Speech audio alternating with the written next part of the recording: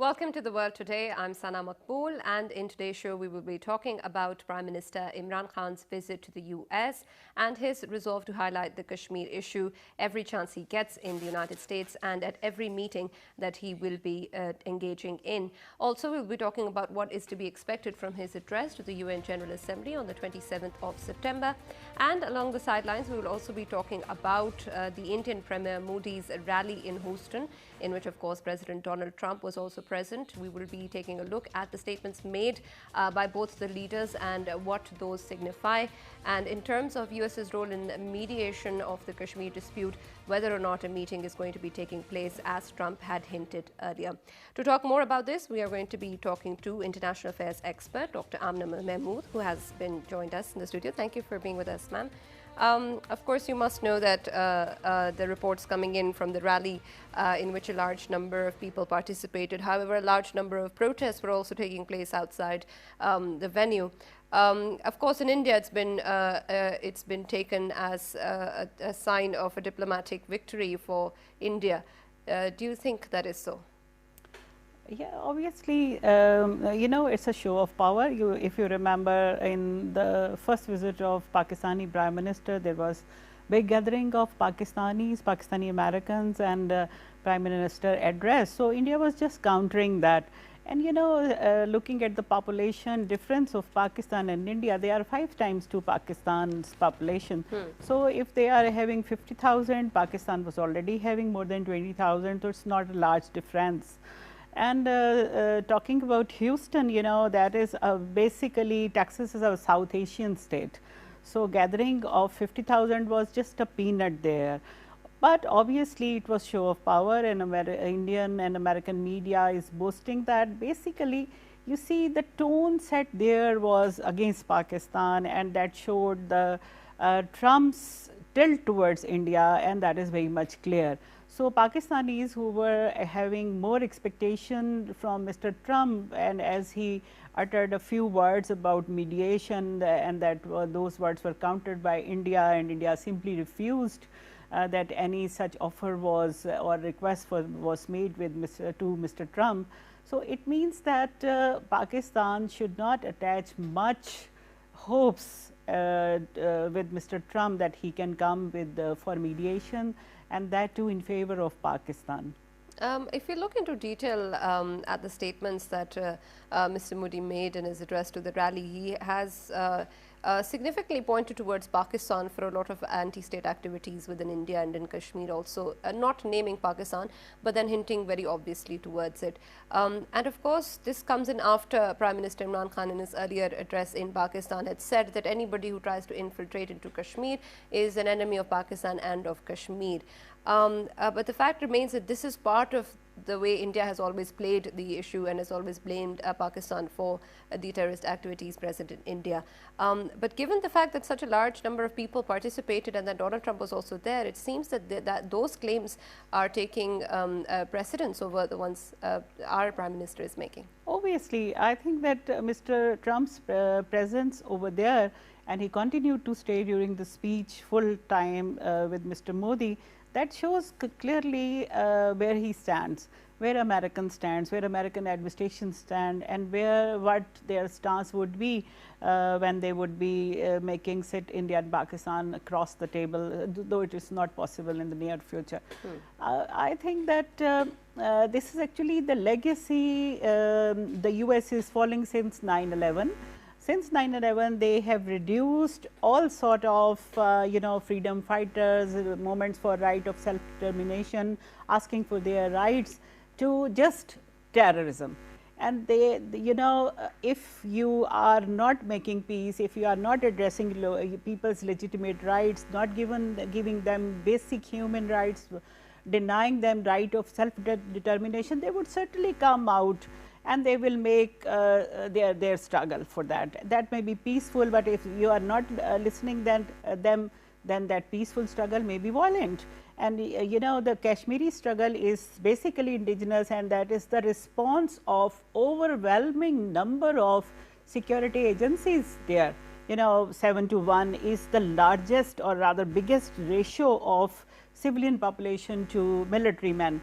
And having said that, it is very, very ridiculous that then you claim that you are the biggest democracy of the world.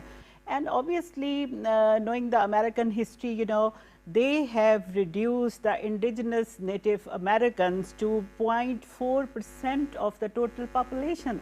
At such a large scale, these whites conducted genocide on the American continent when they occupied, and that continued for centuries.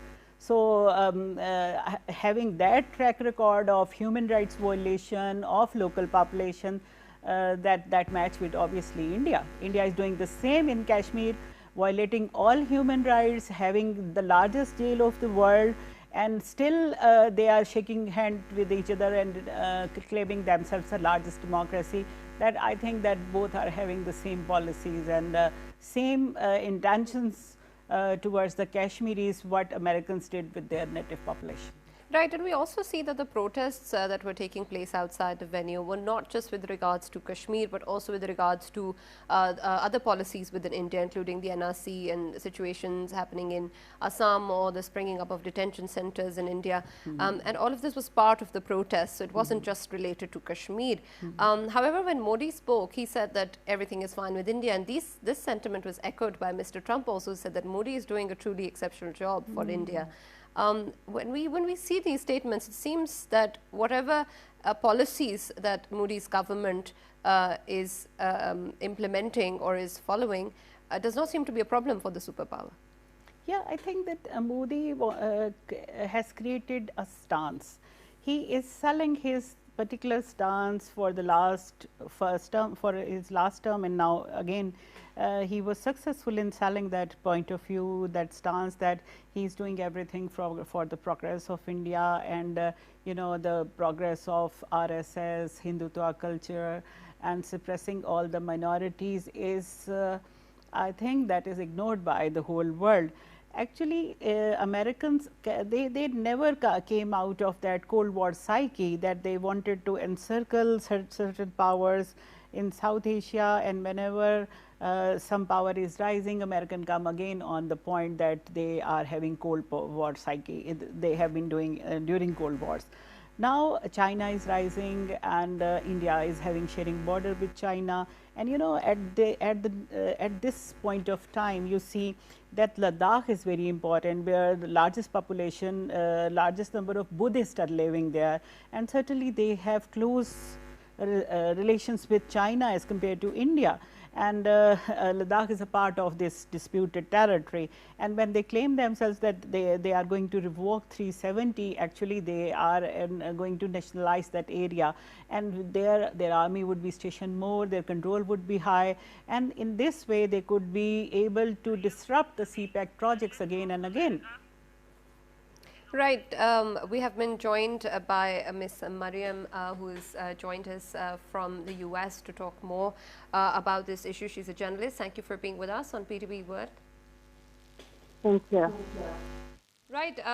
Mariam, of course, you know that Prime Minister Imran Khan is present in the US to highlight the resolve of the Kashmiris and, of course, their just struggle to the right of self-determination. He's had plenty of meetings, but the most important one is yet to come with President Donald Trump.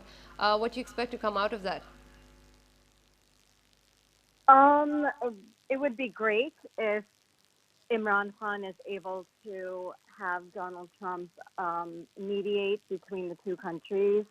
Earlier on his previous trip, Donald Trump did say that he would be willing to mediate, and actually that Modi had approached him. I know there was a lot of backlash from India, saying that it's a bilateral issue and they don't want any interference from anyone else.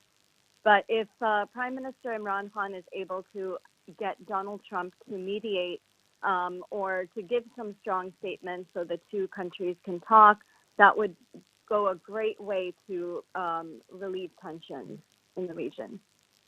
Right. We also saw earlier that there was this huge rally in which both the Indian Premier and President Donald Trump was present. But we also know that a large number of protests were also held outside the venue.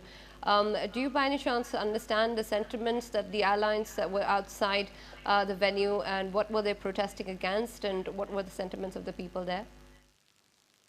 Yes, there are reports that it was anywhere between some say 7,000 to 10,000 to there were reports up to 20,000 people outside. They were holding signs comparing Modi, some of them quite extreme to Hitler, some of them saying that India is responsible for terrorism, others, just from all walks of life, whether they are Americans and Pakistani Americans, Indian Americans, who are not happy that Modi and Trump are sharing the stage, and are against some of the, values that they are portraying, whether it's white nationalism or the extremism that we're seeing in India. In light of the statements made by the Indian Premier in this rally, do you think that there is any possibility of a meeting between President Trump, Imran Khan, and Modi, as President Donald Trump had earlier hinted at? If Donald Trump can put some pressure on Modi for that, I think there is a possibility um, because the two seem to have really good chemistry and they had a great meeting yesterday. But the rhetoric that we heard from Modi doesn't sound very promising. He did, taunt Pakistan that they're not able to take care of their own internal issues and tried very hard to associate Pakistan with harboring terrorists. So if there can be dialogue and a meeting of the three, that would be very helpful. Right, of course, Prime Minister Imran Khan is scheduled to address the UN General Assembly on the 27th of September. What do you think his highlighting of the struggle of the Kashmiris will resonate with the international community or not? I think that if he makes a strong case for the humanitarian issue and the crisis that can, continue if these communication barriers and human rights violations continue to take place, and the bad press that India has been getting, and the alarming reports of torture and of boys as young as 14 being incarcerated. I think that that is a strong case, and if he makes that case of why the international community and the rest of these world leaders should be supporting Pakistan, should be supporting the Kashmiri people more than even supporting Pakistan, I think he can make a strong case. Um, Pakistan also needs to kind of clean up its own internal matters as well so that it can be taken more seriously on the world stage. But Imran Khan can definitely, he has a great opportunity right now to make his case to the world community because everybody will be listening. Right, and what tangible aspects do you think that the United Nations can take after this UN General Assembly session in terms of actually bringing about some change in the suffering of the Kashmiris? I know that there was a deadline for the UN Human Council on the Human Rights that Pakistan was not able to garner enough support to be able to pass a resolution or even to have the resolution on the floor. So this is a concern. I think Pakistan needs to do more with diplomacy and to get more support. But just having a statement from other world leaders, having that support, and working towards some steps where India can be held in check for the human rights violations, and know that the world community is watching and is not just going to turn a blind eye. Right, we hope that too. Thank you very much for joining us, Ms. Mariam, a journalist from USA, speaking to us regarding, of course, what can be expected out of the meeting with President Donald Trump and Prime Minister Imran Khan, and whether or not a real solution is going to come out of the UN General Assembly session. Ma'am, what do you think of the capacity that the UN has? Of course, it is a world body, and we expect a passionate address, and a lot of hope is set on what Prime Minister Imran Khan is going to say and what is going to come out of it. But as we were talking earlier to Ms. Mariam Kaur, there needs to be a lot more support coming in from the international community. But for the UN to take action, that shouldn't be necessary if there's a violation of the UN Security Council resolutions. Is that so? We are more positive about it, but I think that things are 50-50. And as you were talking to Mariam, and she said there are possibilities that there might be a trilateral meeting of Prime Ministers of India and Pakistan and Mr. Trump. There is a possibility, but still hopes are very slim. I think that Mr. Modi is very unpredictable person. Same is the case with Mr. Trump. But Modi is a big planner. If through this show of power, having a long list of side meetings with other countries and other regions, Mr. Modi would see that how far he is able to gather the support of international community. And if he perceives that he is going to lose in General Assembly, then he would certainly meet Imran Khan. And if he would be confident that there would be no resolution against India in General Assembly, then the situation would be vice versa and different. UN General Assembly is a big resolution is a big achievement from Pakistan, if there would be any. And that would be a signal that international community is taking notice of the situation.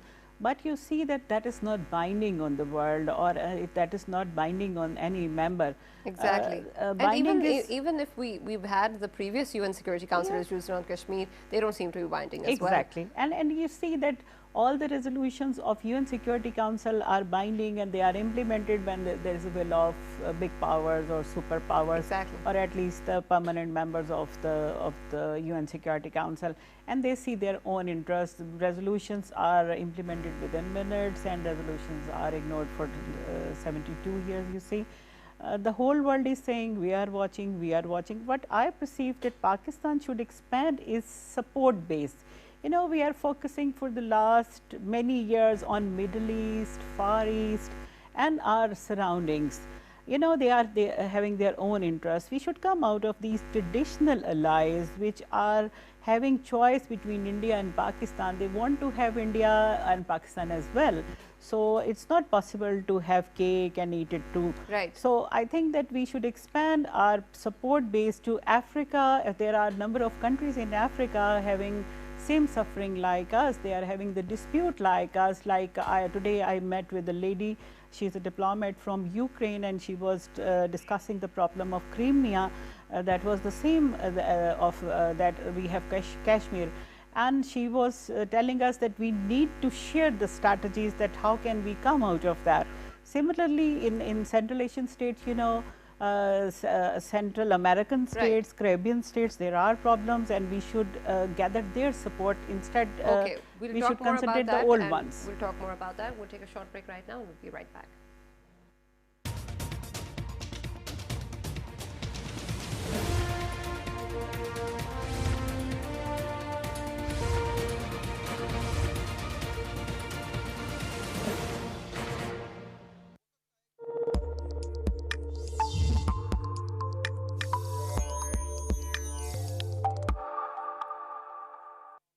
Nations are led by competent leaders, but it's not the case all the time.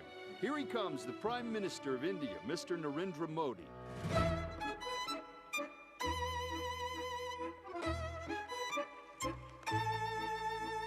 On so many occasions, Mr. Modi has embarrassed his own country, from awkward hugs to over-enthusiastic handshakes.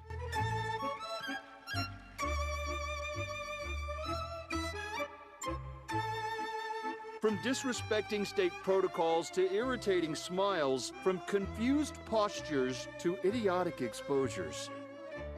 On the other hand, Modi is desperately trying to overshadow this man. Oh yeah. I want you to work it for me like this.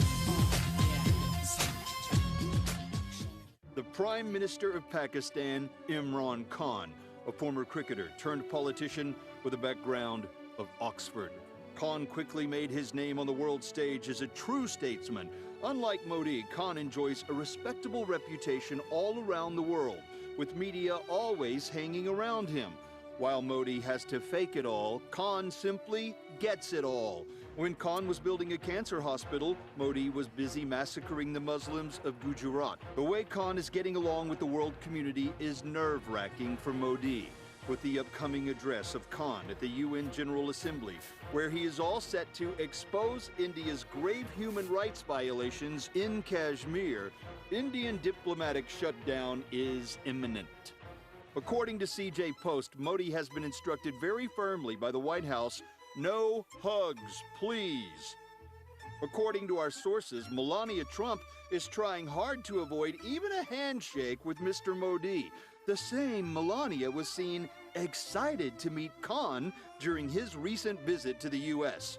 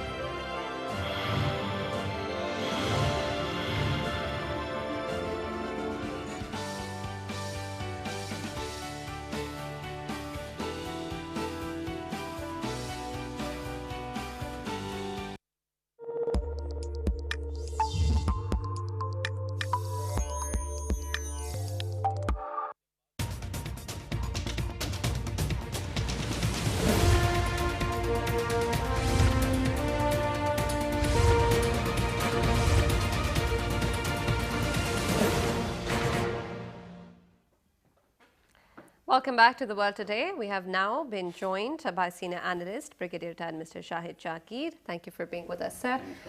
Sir, just to fill you up with the conversation that we were having earlier, of course, we're talking about the rally that has earlier taken place in which the Indian Premier Modi and President Donald Trump were also present, and some very substantial claims have been and statements have been made by the two leaders, both showering heaps of praise on each other and both showing a lot of support for each other, which does not seem to bode too well for Pakistan. What do you make of it? Thank you very much.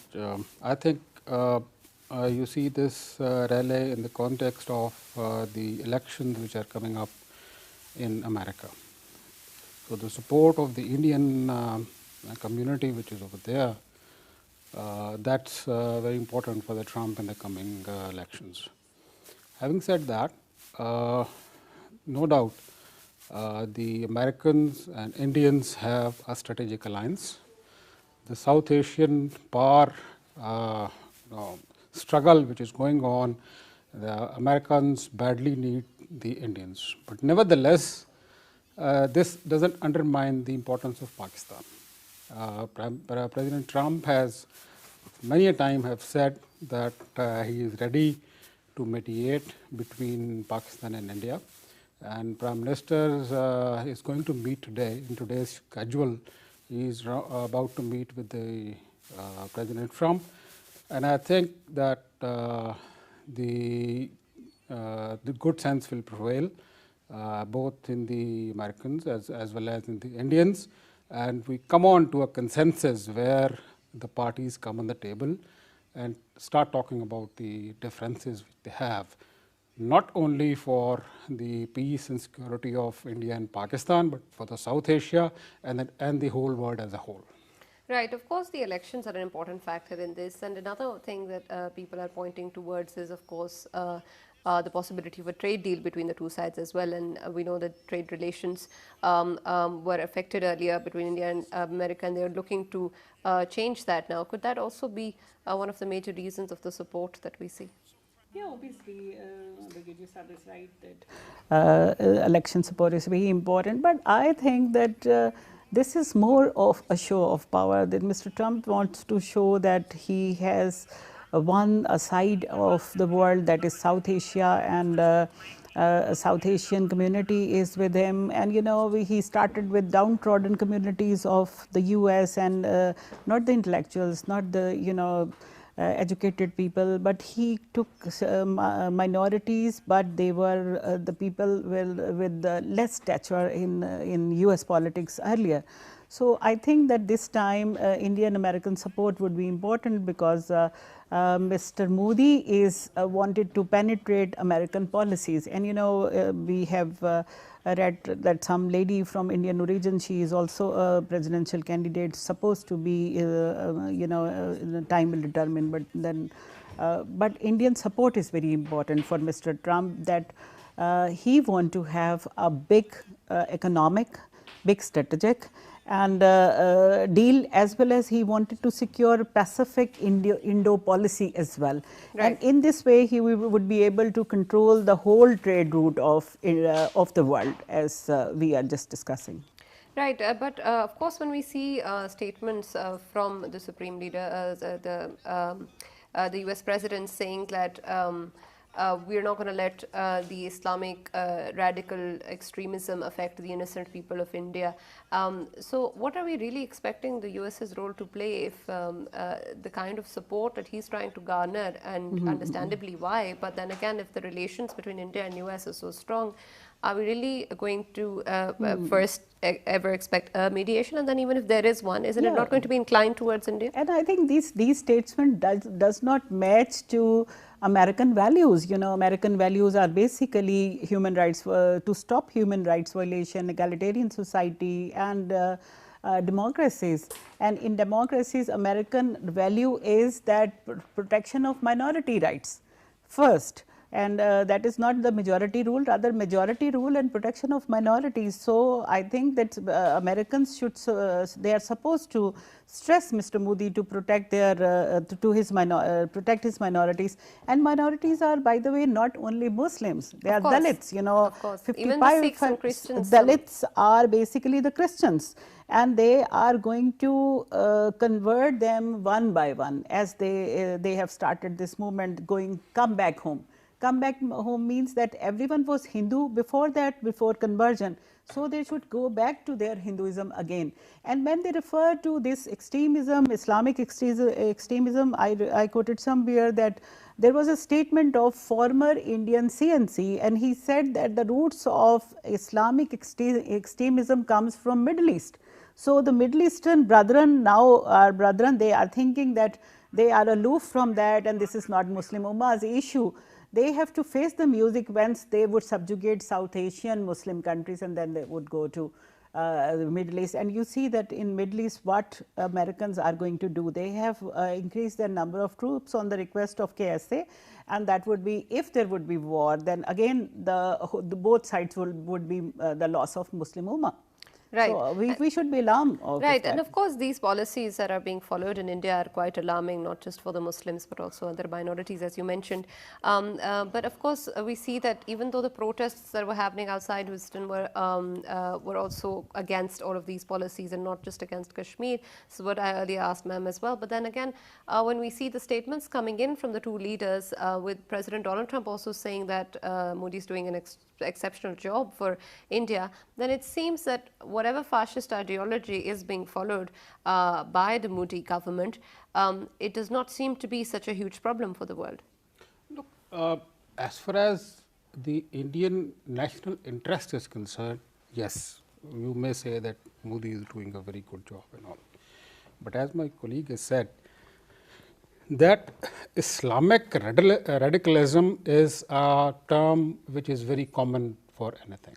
There is no Islamic radicalization in India at the moment. If you see the RSS agenda and the nexus of BJP government, RSS and Shiv Sena, so it is the Hindu extremism which is prevailing in India.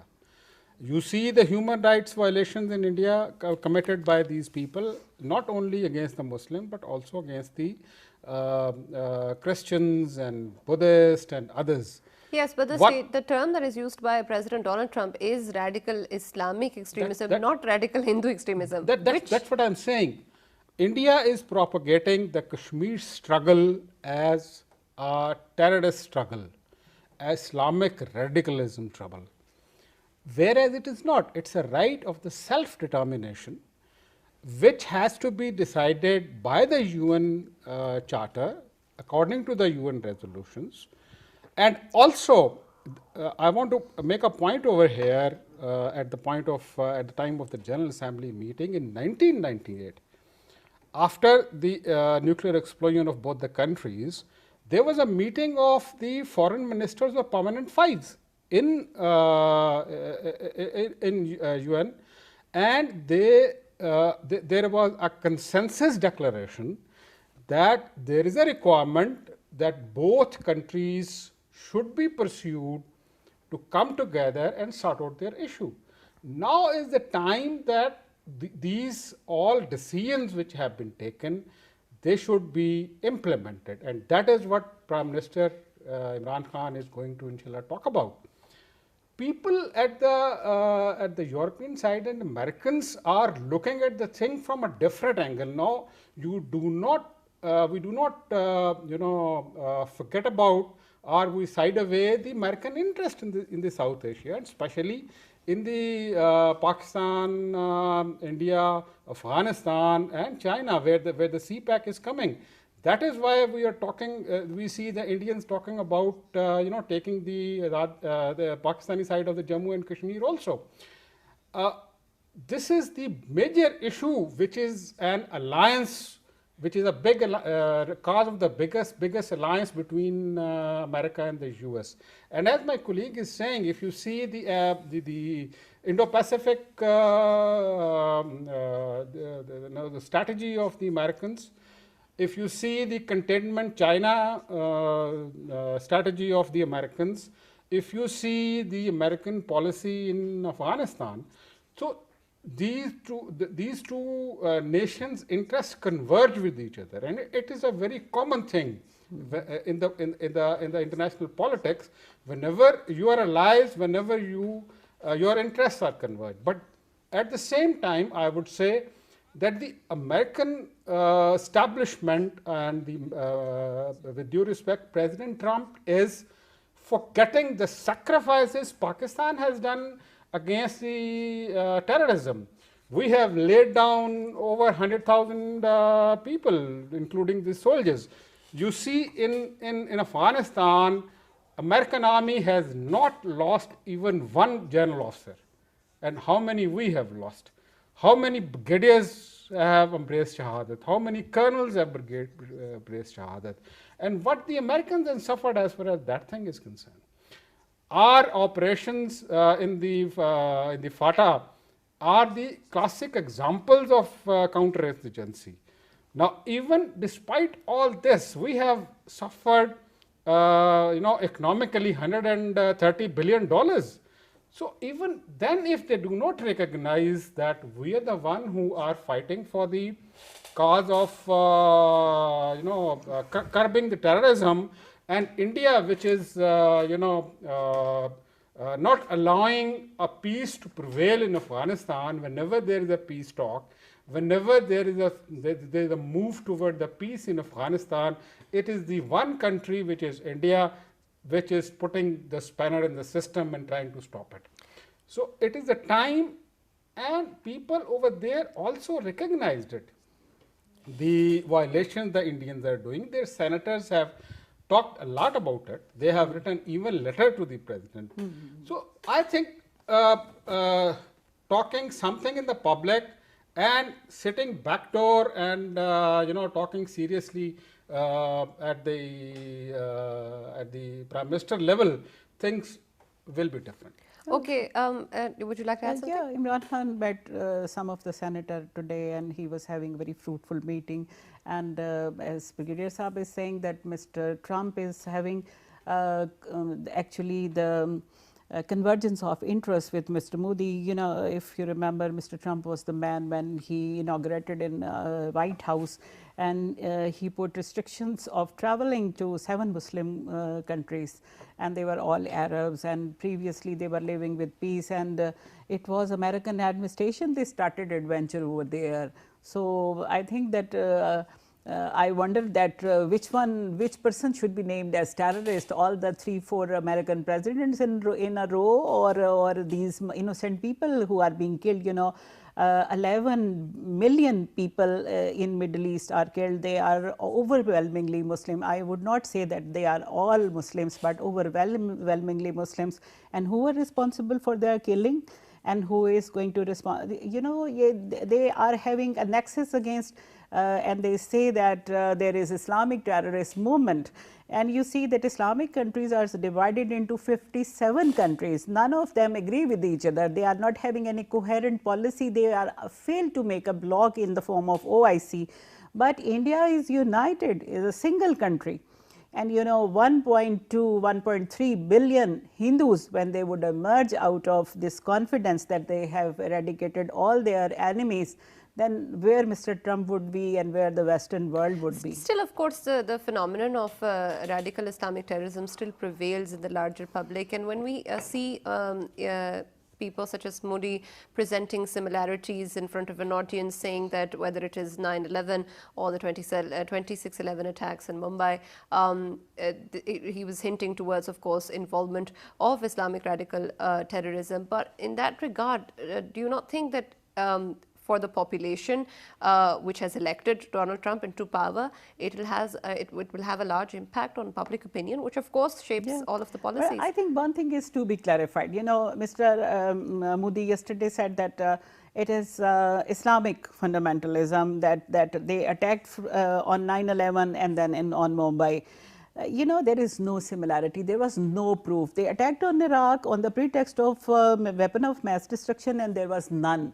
Similarly, they attacked on Afghanistan and then Osama bin Laden, and now he is no more. And what about what is the reason to stay in Afghanistan if that Al Qaeda is eradicated from there?